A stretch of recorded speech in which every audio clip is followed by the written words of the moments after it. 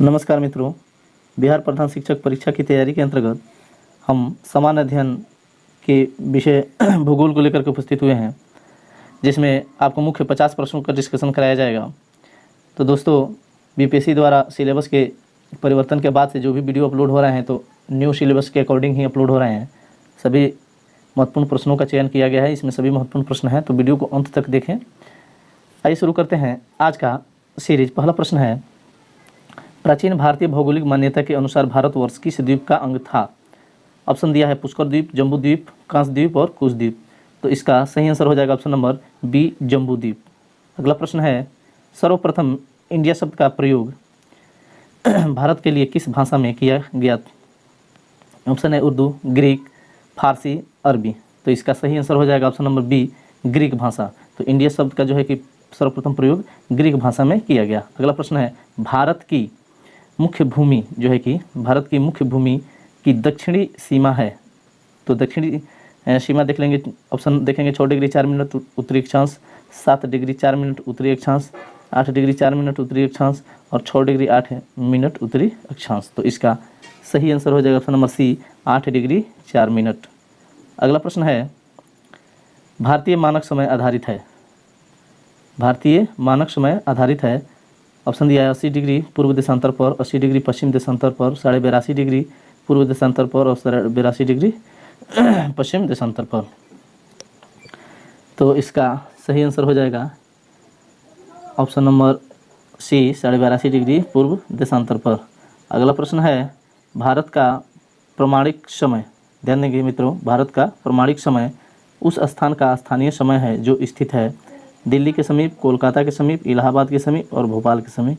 तो इसका सही आंसर हो जाएगा इलाहाबाद के समीप नैनी एक जगह है, तो इलाहाबाद के नैनी को ही भारत का मानक समय का स्थान निर्धारित किया गया है। अगला प्रश्न है, भारतीय मानक समय व ग्रीनविच समय में अंतर है।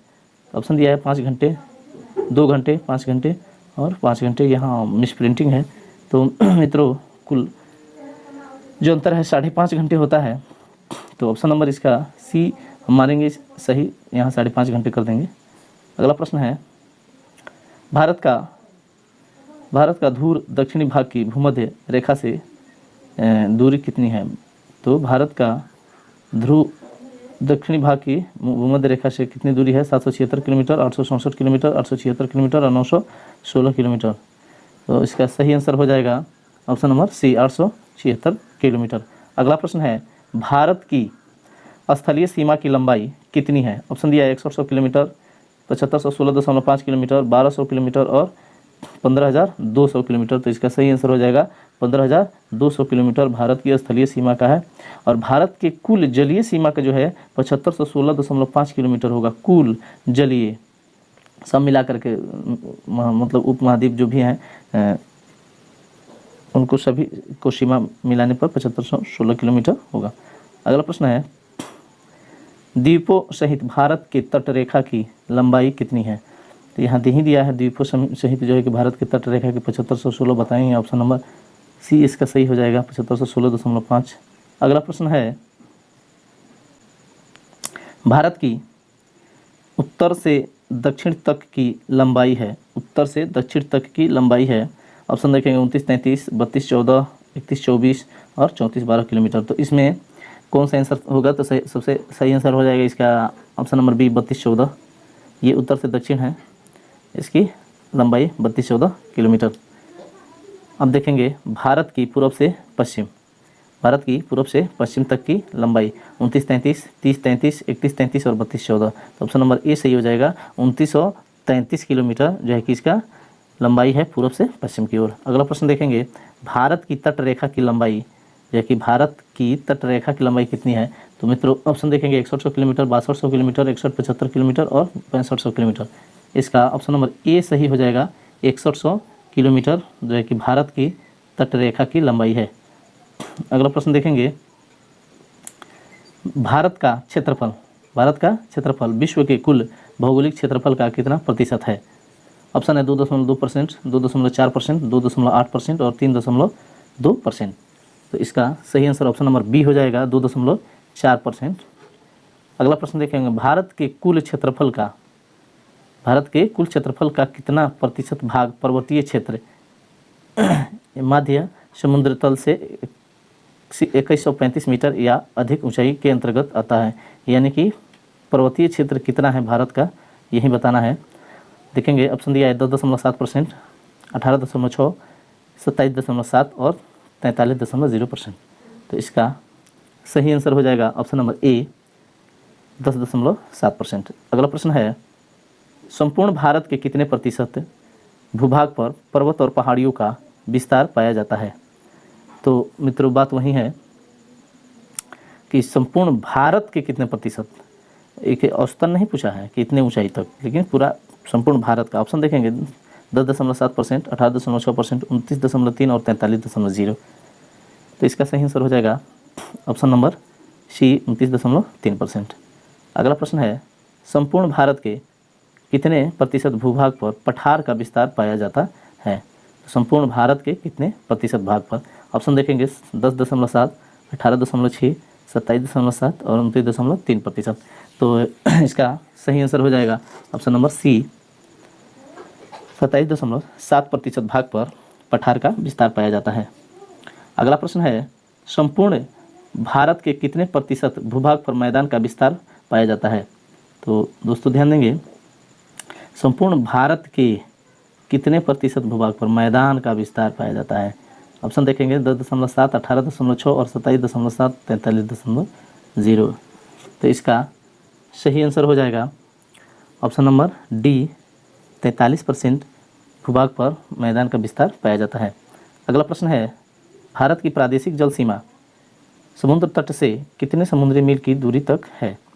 ऑप्शन देखेंगे 12 मील, 24 मील, 111 मील और 200 मील। तो मित्रों इसका सही आंसर हो जाएगा ऑप्शन नंबर ए 12 मील की दूरी तक भारत की प्रादेशिक जल सीमा समुद्र तट से 12 किलोमीटर दूरी तक है। अगला प्रश्न है, भारत का संलग्न क्षेत्र प्रादेशिक जल सीमा के आगे कितने समुद्री मील की दूरी तक है? ऑप्शन देखेंगे 12 मील, 24 मील, 100 मील और 200 मील। तो इसका सही आंसर ऑप्शन नंबर बी हो जाएगा 24 मील दूरी तक, जो है कि प्रादेशिक जल सीमा के आगे 24 मील की दूरी तक इसका संलग्न क्षेत्र है। अगला प्रश्न है, भारत का एकांतिक आर्थिक क्षेत्र एक्सक्लूसिव इकोनॉमिक जोन संलग्न क्षेत्र के आगे कितने समुद्री मील की दूरी तक है?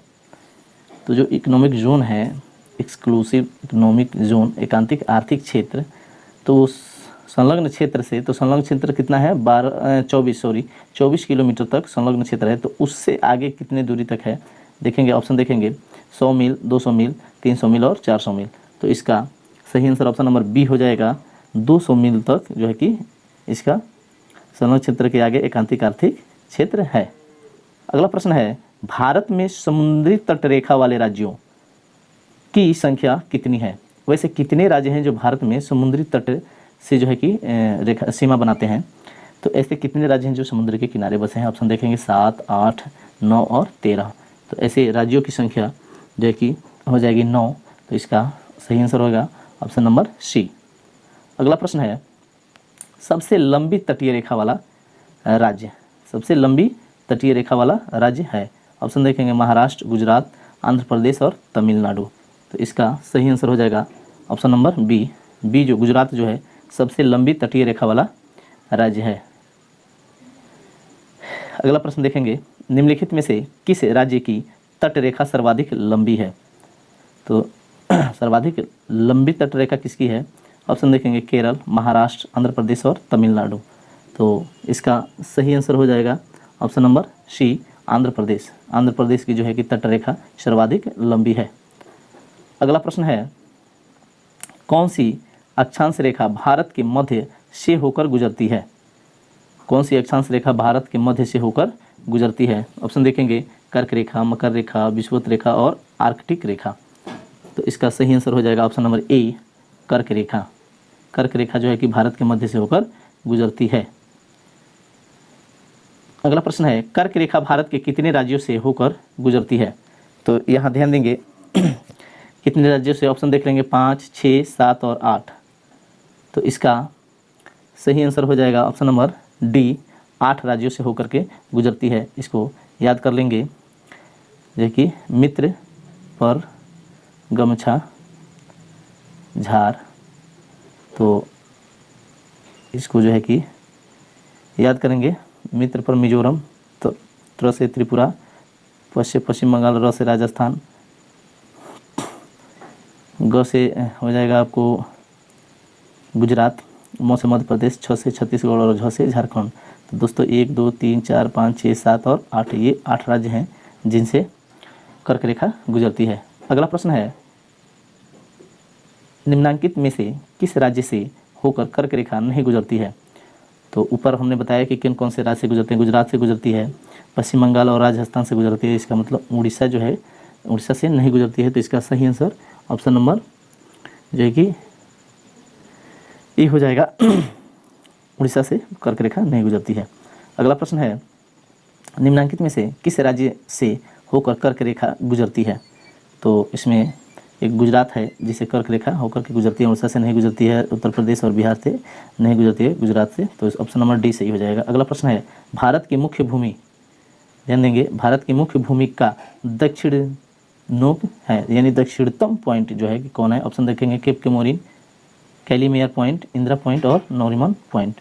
तो इसका सही आंसर हो जाएगा option number A, cap Comorin जो है कि सबसे दक्षिणतम बिंदु है। अगला प्रश्न है, भारत का सबसे दक्षिणी बिंदु है, भारत का सबसे जो है कि दक्षिणी बिंदु है। तो इंदिरा कॉल, इंदिरा पॉइंट और कैलीमेयर पॉइंट, नोरिमन पॉइंट। तो इसका सही आंसर हो जाएगा इंदिरा पॉइंट। इंदिरा पॉइंट जो है कि भारत का सबसे दक्षिणी बिंदु है, दक्षिण का नहीं, सबसे दक्षिणी बिंदु है। तो याद रखेंगे, इंदिरा पॉइंट का अन्य नाम जो है कि क्या है? इंदिरा पॉइंट का अन्य नाम क्या है? ऑप्शन है पार्सन पॉइंट, लाहीचिंग, पिग्मेलियन पॉइंट, इनमें से सभी। तो इसका सही आंसर हो जाएगा इनमें से सभी जो है कि इंदिरा पॉइंट के नाम है। अगला प्रश्न है, निम्नलिखित में से कौन सा स्थान भूमध्य रेखा के निकटतम स्थित है? भूमध्य रेखा के निकटतम कौन सा स्थान स्थित है? ऑप्शन देखेंगे, केप कोमोरिन, रामेश्वरम, इंदिरा पॉइंट और इंदिरा कॉल। इसका सही आंसर ऑप्शन नंबर सी हो जाएगा। इंदिरा पॉइंट जो है वो भूमध्य रेखा के सबसे निकटस्थ जो है कि स्थित है। अगला प्रश्न देखेंगे, भारतीय भूमि का सर्वाधिक उत्तरी भाग है, भारतीय भूमि का सर्वाधिक उत्तरी भाग है Indira Point, Parson Point, Pygmalion Point और इंदिरा कॉल। तो सबसे उत्तरी जो भूमि का भाग है वो हो जाएगा इंदिरा कॉल। इंदिरा कॉल जो है कि उत्तरी और इंदिरा पॉइंट जो है कि वो दक्षिणी, ध्यान रखेंगे। अगला प्रश्न है, भारत का दक्षिणतम स्थान इंदिरा पॉइंट निम्नलिखित में से कहाँ स्थित है? ऑप्शन है तमिलनाडु, केरल, लक्षद्वीप और अंडमान निकोबार द्वीप समूह में। तो इसका सही आंसर हो जाएगा option number D, Andaman Nicobar द्वीप समूह में जो है कि इंदिरा पॉइंट स्थित है। अगला प्रश्न है, भारत की मुख्य भूमि को रामेश्वरम द्वीप से कौन अलग करता है? ऑप्शन है पाक जल संधि, पंबन चैनल, 10 डिग्री चैनल और 9 डिग्री चैनल। तो भारत की मुख्य भूमि से रामेश्वरम द्वीप को कौन अलग करता है? ऑप्शन देखेंगे, पाक जल संधि, पंबन चैनल, 10 डिग्री चैनल और 9 डिग्री चैनल। तो इसका सही आंसर हो जाएगा ऑप्शन नंबर बी, पंबन जो है कि चैनल। अगला प्रश्न है, आदम का पुल, एडम्स ब्रिज, आदम का पुल जो है एडम्स ब्रिज निम्नलिखित में से किन 2 देशों के मध्य स्थित है? ऑप्शन है भारत एवं पाकिस्तान, भारत एवं बांग्लादेश, भारत एवं श्रीलंका, भारत एवं म्यांमार। तो इसका सही आंसर ऑप्शन नंबर सी सही हो जाएगा, भारत एवं श्रीलंका। कहा जाता है कि इस पुल को भगवान श्री राम ने जो है कि श्रीलंका पर जाने के लिए बनवाया था। अगला प्रश्न है, 10 डिग्री चैनल जो है कि किसके बीच स्थित है? 10 डिग्री चैनल, ऑप्शन है छोटा अंडमान एवं बड़ा अंडमान, छोटा अंडमान एवं कार निकोबार, छोटा निकोबार एवं कार निकोबार, छोटा निकोबार एवं बड़ा निकोबार। तो इसका सही आंसर हो जाएगा ऑप्शन नंबर बी, छोटा अंडमान एवं कार निकोबार के बीच जो है कि 10 डिग्री चैनल स्थित है। अगला प्रश्न है, डंकन पास, डंकन पास जो है कि किसके बीच स्थित है? उत्तरी अंडमान एवं मध्य अंडमान, दक्षिणी अंडमान एवं मध्य अंडमान, दक्षिणी अंडमान एवं छोटा अंडमान, कार निकोबार एवं छोटा निकोबार। इसका सही आंसर हो जाएगा ऑप्शन नंबर सी, दक्षिणी अंडमान एवं छोटा अंडमान। अगला प्रश्न है, भारत और श्रीलंका को पृथक करने वाला जल डमरू मध्य क्या कहलाता है? जो भारत और श्रीलंका को पृथक करता है यानी अलग करता है, वो कौन सा जल डमरू मध्य है? ऑप्शन देखेंगे मलक्का जल संधि, डोवर जल संधि, पाक जल संधि और हार्मोज जल संधि। तो इसका सही आंसर ऑप्शन नंबर सी हो जाएगा। पाक जल संधि जो है वो भारत और श्रीलंका को अलग करता है, भारत श्रीलंका को अलग करता है। अगला प्रश्न है, श्रीलंका को भारत से पृथक करती है, श्रीलंका को भारत से पृथक करती है बंगाल की खाड़ी, विंध्यन पर्वत श्रेणी, पामीर ग्रंथि और मन्नार की खाड़ी। तो इसका सही आंसर हो जाएगा मन्नार की खाड़ी, 39 का डी हो जाएगा, मन्नार की खाड़ी। अगला प्रश्न है, भारत और चीन के बीच कौन सी रेखा सीमा निर्धारण करने का कार्य करती है? भारत और चीन के बीच मैकमोहन है, ऑप्शन भी देख लेंगे, रेड क्लिफ, डूरंड, यहाँ गलती लिख दिया, डूरंड रेखा, मैकमोहन रेखा और इनमें से कोई नहीं। तो रेड क्लिफ हो जाएगा भारत पाकिस्तान, डूरंड हो जाएगा भारत अफगानिस्तान और मैकमोहन जो है कि वो भारत और चीन। तो ऑप्शन नंबर सी सही हो जाएगा। अगला प्रश्न है, भारत एवं पाकिस्तान को विभाजित करने वाली रेखा कहलाती है? ऑप्शन है 38वीं समानांतर रेखा, रेड क्लिफ रेखा, मैकमोहन रेखा, डूरंड रेखा। तो भारत एवं पाकिस्तान को विभाजित करने वाली रेखा जो है कि मैकमोहन रेखा, इसका ऑप्शन नंबर बी सही हो जाएगा, सॉरी रेड क्लिफ रेखा, ऑप्शन नंबर बी। अगला प्रश्न है, भारत के सुदूर पूर्व में कौन सा देश भारत के साथ सर्वाधिक लंबी अंतर्राष्ट्रीय सीमा बनाता है? तो पूर्व की दिशा में ध्यान देना है। ऑप्शन दिया है चीन, म्यांमार, थाईलैंड और वियतनाम।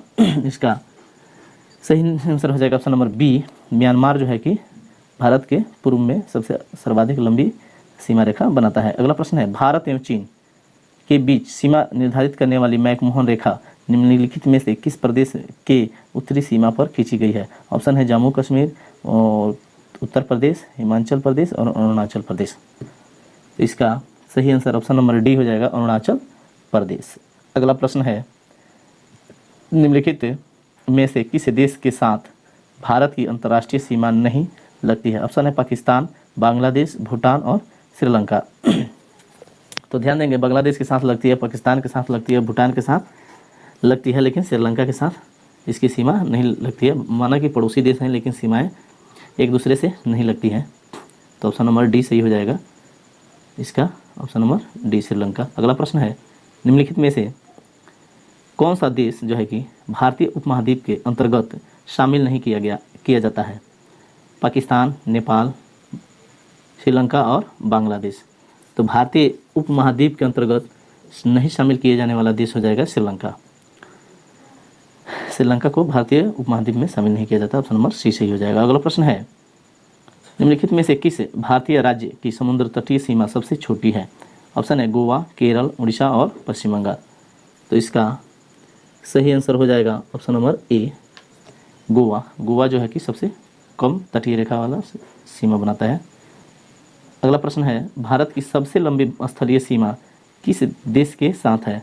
ऑप्शन है चीन, पाकिस्तान, बांग्लादेश और म्यांमार। तो इसका सही आंसर ऑप्शन नंबर सी हो जाएगा, बांग्लादेश के साथ है। अगला प्रश्न है, सबसे छोटी स्थलीय सीमा भारत की किस देश के साथ है? पाकिस्तान, नेपाल, म्यांमार और भूटान। तो इसका सही आंसर हो जाएगा ऑप्शन नंबर पाकिस्तान तो नहीं होगा, नेपाल, म्यांमार, भूटान। तो इसका सही आंसर हो जाएगा भूटान। अगला प्रश्न है, भारत को निम्नलिखित भौतिक प्रदेशों में विभाजित किया जा सकता है? ऑप्शन है हिमालय, गंगा का मैदान, दक्षिणी पठार एवं राजस्थान का मैदान। इसके आगे है पर्वतीय प्रदेश, हिमालय प्रदेश, नदी घाटी प्रदेश एवं हिमालय प्रदेश।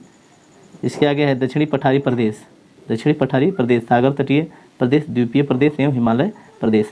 इसके आगे है उत्तरी पर्वतीय प्रदेश, बृहत मैदानी प्रदेश, दक्षिणी प्रायद्वीपीय प्रदेश तथा सागर तटीय प्रदेश। तो इसे सभी ऑप्शन को देखने के बाद इसका सही आंसर जो है कि ऑप्शन नंबर डी हो जाएगा। भारत को जो है कि उत्तरी पर्वतीय प्रदेश और उसके बाद है बृहत मैदानी प्रदेश, फिर है दक्षिणी प्रायद्वीपीय प्रदेश तथा सागर तटीय प्रदेश। इस रूप में जो है कि भारत को हम बांट सकते हैं। अगला प्रश्न है, भारत का कौन सा भू आकृति विभाग प्राचीनतम है? उत्तरी पर्वतीय प्रदेश, गंगा ब्रह्मपुत्र का मैदान, प्रायद्वीपीय पठार और समुद्र तटीय मैदान। तो इसका सही आंसर हो जाएगा ऑप्शन नंबर सी, प्रायद्वीपीय पठार। तो मित्रों, ये रहे हमारे भूगोल के कुल 50 प्रश्नों का सीरीज। आशा करते हैं वीडियो आपको अच्छी लगी होगी। वीडियो अच्छी लगी हो तो दोस्तों में शेयर करें, वीडियो को लाइक कमेंट करें, चैनल को सब्सक्राइब करना ना भूलें। मिलते हैं अगले वीडियो में, तब